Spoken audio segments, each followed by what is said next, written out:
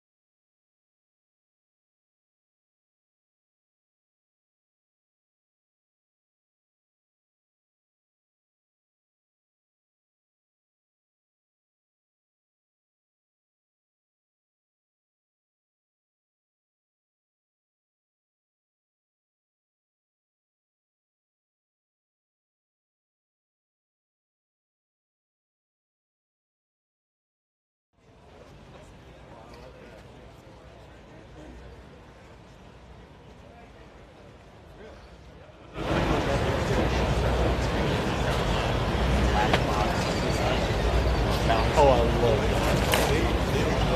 I don't know if you had it, but I love it. You want that?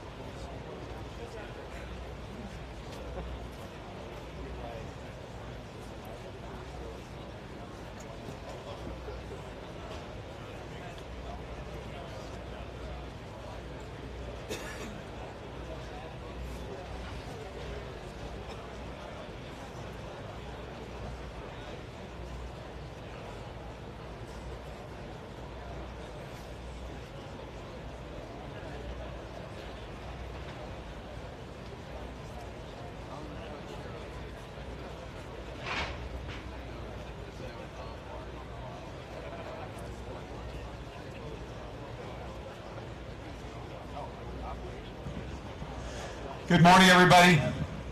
My name is Mike Petro. I'm the Plan Section Chief for CARR IMT.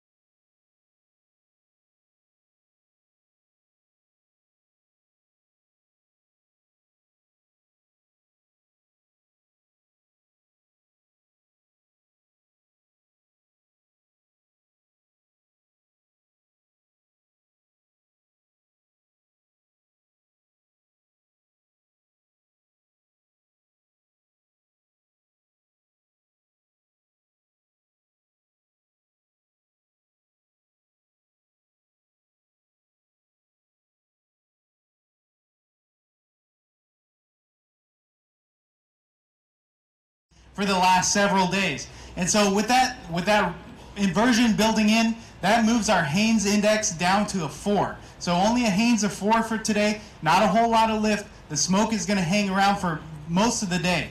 You got your down drainage winds through the morning hours, northwest winds on the ridges about 5 to 10 miles per hour, and then around 1100 we're going to see everything starting to turn around from the southeast, getting those upslope drainages, up drainage through here up into Division Mike, up into Branch 4 from the south. Remember on Branch 3 and Branch 2 you get that influence from the west, so you're going to get those up drainage winds from the west over here. On your ridge tops, we're not seeing a whole lot of ridge winds for today. Out of the west, about 5 to 10 miles per hour, possibly a gust of 15, but that's up on the ridge tops. Generally light winds.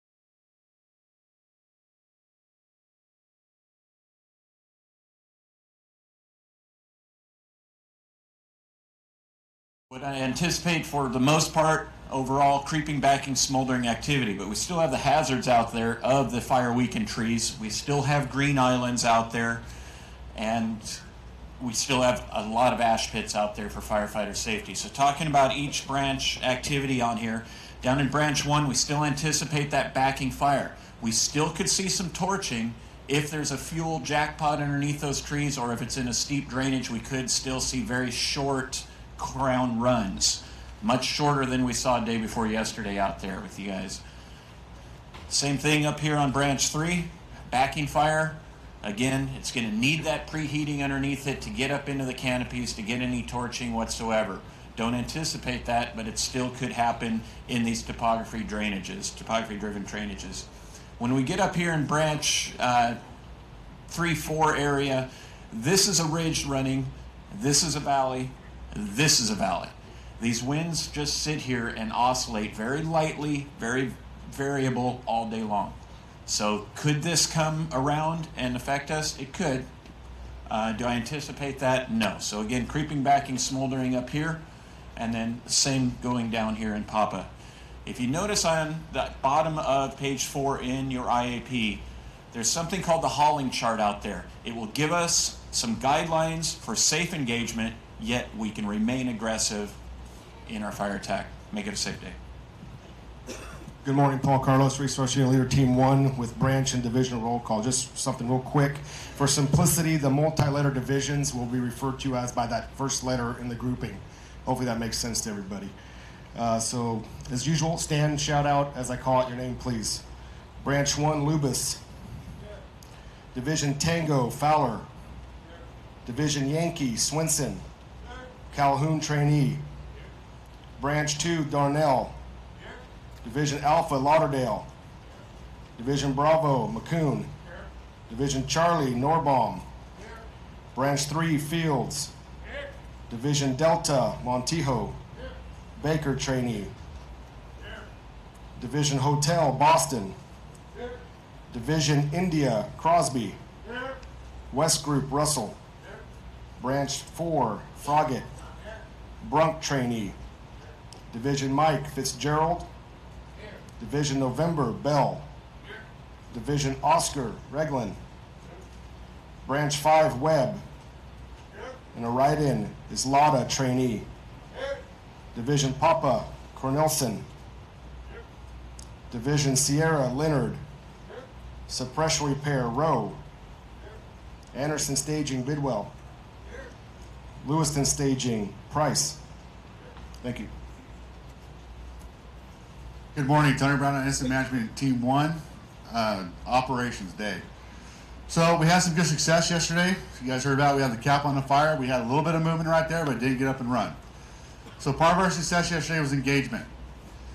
So we understand what's been happening on this fire is ridiculous for a lot of people. The fire got up and run, it caused some issues. Now we have an opportunity to get in there and get aggressive. Leadership starts at the top, goes to the bottom. So if you have an issue with an assignment and you don't think it's safe, let's discuss it, come up with a plan, and solve the issue and get in there and get this fire out. We understand that people are shell-shocked. We want to get over that and get aggressive on this. Starting down in Branch 1, continue to mop up around the structures, secure it. There's going to be a lot of utility work in there, trees falling stuff. Be safe in there, work with the public, and make it good. Branch 1, Division Yankee, there's going to be a pretty good firing operation going down there. There's a lot of country in there to cover. There's a lot of dozer lines that got punched and didn't complete. We're cleaning that up. We want to connect the dots and tie it back into the bottom of Branch 2. That's our Achilles heel. That's important for us to get done. That's our priority today, is get that tied in. Working into Branch 2, Charlie, Alpha, and Bravo. They're firing in there right now. We have a good chance to get that all tied in back into Yankee today. It's going to take a little work, but we're going to get that tied back into Yankee. If Yankee continues, I think we're going to turn the corner on that bottom half. Moving up into Branch 3, Delta, Foxtrot, and Hotel. It held real well there yesterday. Cleaned up some stuff in the middle. Let's continue to push that line in. Continue to mop it up, secure that line. Papoose Creek is secured, but we're still getting some spotting issues, so they caught them all yesterday. Continue to monitor that. You notice we changed it up a little bit. We basically changed the contingency branch into a branch and added some divisions. We had 2 divisions. So Branch 4, Ida and Mike, continue to build line. We caught that slop over yesterday. Let's secure that in there, clean it up. Continue to build a contingency line down that ridge as a catcher's mitt, because like I said, this thing still has given us some issues. We continue building line all the way up the County Line Road. We're going to come across into Onion Butte, Onion Creek area, the ridge line. For Branch 4, continue to strengthen that line. We need to make that thing bulletproof. That is our line in the sand. Moving into Papa and Oscar, continue to working down in here. We're probably just we're gonna work on securing this line in here and making it bulletproof to shut that back door in the south. It's probably gonna be incorporated on this firing operation at some point, but if we get a target of opportunity, we're gonna cut these corners off if we can. We're not gonna give up a lot of land if we don't have to. Be safe, engage, fight fire aggressively, but provide for safety first. Have a good day. Good morning. Matt Hill, Air Operations Incident Management Team 1. We'll have Air Attack and Helco up early as weather allows visibility. It's been a challenge lately. For Rotor Wing, we have Air Rescue Copter 205 will be up during the day. Guard 841 will be available for night hoist. And then for water dropping helicopters, we have 6 heavies and 4 mediums. And then air tankers, if visibility allows, we'll be flying them. Make it a safe day and make sure you're monitoring air to ground. Thank you. Good morning, Brock Carter, Safety Officer for Team 1. Today you're going to have 7 line safeties assigned to the incident. They're going to be a branch resource. You'll have 2 in branch 3 and 2 in branch 4. The biggest hazard for this operational period for the entire incident is going to be driving. All right? With the number of resources that we have assigned to the incident, the number of utility companies that are actively engaged, and the number of residents that we're repopping, that number increases by tenfold. The biggest contributing factor is going to be fatigue. So we need you to make sure that your personnel are actively engaged, that they're mentally, physically, and emotionally involved, so that way they can stay safe while they're out here on this roadway. If you look at your IAP on the front page, you'll see a QR code. In that QR code, there is a folder, a safety folder at the very top. Within that safety folder, there is a WAV file or an audio file. Click on that. It's going to go over it's going to go step by step over the line emergency procedures. I need the engine company officers and the strike team leaders to make sure that they're briefing their folks on those protocols. Have a productive day. Good morning, Tom Webb, Communications Unit Leader. No big changes from the command frequency or for cloning from the last operational period you guys had, so we're good with that. We did, with the reorganization, some TAC nets and things got reassigned, so please check your 205, check your footers on your 204s so that all your resources are on the correct frequency. Repairs are up to date, so if you turn stuff into us, come and get it and we'll get it back to you. Thank you. Hi, good morning. Race Wickless, Medical Unit Leader. No big changes on the 206 on page 41. At the bottom of the page is our 9 line. If you haven't received a laminated copy yet, we still got printed another 200 off this morning. Make sure to try and pick one up. I know we're trying to get to everybody. If you haven't gotten one, though, you can refer to that page for any IWIs that you may come across. Division Bravo today is where our EMTs are going to start. We're going to have them in Bravo, Delta, Foxtrot, India, Mike, November, Oscar, and Papa. 2 REMS teams also available, one in Foxtrot and up in November. We'll have 3 ambulances staging for the incident, one at Lewiston Marina, one at Drop Point 55, and also in base camp. Any other needs that you have here in base camp, we have expediters to your right here.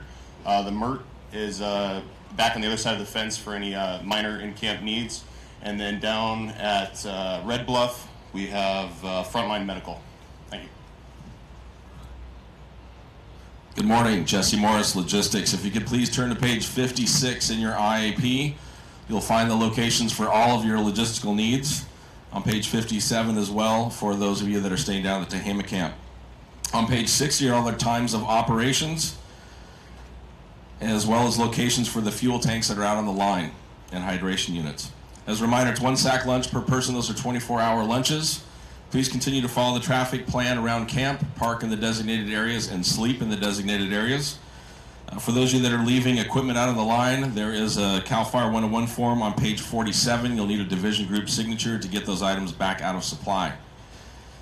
And lastly, for those engines that are from out of state, tomorrow night you'll be reporting back here to this camp in Anderson, and we'll be moving you back up here. Have a great shift. Thank you.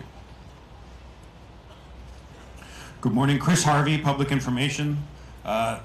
Information page in your IAP is page 51. I have some updated numbers for you this morning. We are at 163,207 acres with 45% containment. A reminder, we have a lost and found at the public information trailer at the entrance to the fairgrounds. We're at the point now where our box is getting pretty big. Keys, cell phones, radios, clothing, and other equipment. So if you've lost something, please stop by the trailer. And if you find something on the line or in camp, please take a few moments to drop it by the trailer so we can get it back to its proper owner. We're at the point in the incident where folks may be starting to run out of medications or they need some equipment. The trailer is also the mailing spot, so if you need to get something mailed to the incident, the mailing address is also in the IAP. Just please make sure that your name and your O number are also on that address.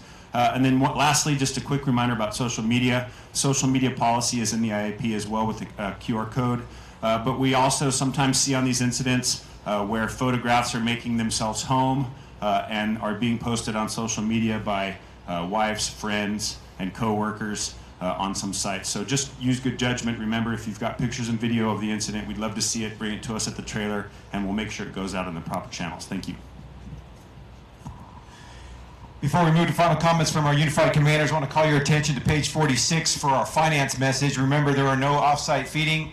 The water use report is also in the IAP. Please make sure you're completing those and turning those in. You'll also find an example of shift tickets. Please refer to that when you're completing those tickets and turn those tickets in at the end of the shift. A reminder, we do have a cooperators meeting scheduled today in the Shasta Hall at 1000 hours. If you are a local government California resource, please make sure you're checking in with Cal OES. On page 52, you'll find a demob notice. If you are demobbing, please make sure you refer to that for the procedure. And if you are a trainee, please check in Fasaro Hall with the training tech spec. You'll find particulars on page 53 of your IAP. And lastly, divisional breakouts are posted around the back of the briefing area. Please, after this briefing, report to those breakout sessions. Reminder to the division soups, please download your roll call information to Deputy Ops prior to leaving base. Final remarks from our instant commanders. Thanks. So if you guys would oblige me, I'm going to tell a quick story, and I think there's some lessons learned from that story that apply to our operations here. So back in 1960, JFK gave the famous "We choose to go to the moon" speech. And shortly after that, he went to Cape Canaveral and visited the NASA operation there. And as he was touring around, he's a very social individual, he meets a gentleman working on a computer and asks him, "Oh, what are you doing?" "Oh, I'm fixing the Microsoft 2000 or whatever it was, probably before Microsoft." But goes up later to another individual working on a math problem. "Oh, I'm trying to solve the equation for the angle of trajectory as the space shuttle or the capsule comes back into Earth." Finally, comes up to this person sweeping the floor, and he asks this janitor, "What is it that you're doing here?" He goes, "Well, I'm helping put somebody on the moon." So the lesson there is that janitor had very good clarity on how his task related to the overall goal, the overall mission. So all of you guys have different missions today. All of you guys have different tasks. Think about that. Think about the clarity for the overall objectives that we're trying to reach and how that ties into that great goal of bringing this fire to a successful conclusion. With that, have a good day. Steve? Thank you. Steve Spinani, IMT-1 IC trainee, still in Unified Command with the United States Forest Service, National Parks, and Reading Fire Department. I talked at yesterday's shift about dealing with diversity. And what I asked them to do is deal with the diversity that you guys went through the shift before. I asked them to dust themselves off, and I asked them to go back to work. And that's what they did. Some things lined up for us yesterday. The weather lined up for us. We borrowed some smoke from our fire and some other fires and shaded our fuels, and we had a good day. We need our best horses in our toughest races. And you guys have all become our best horses.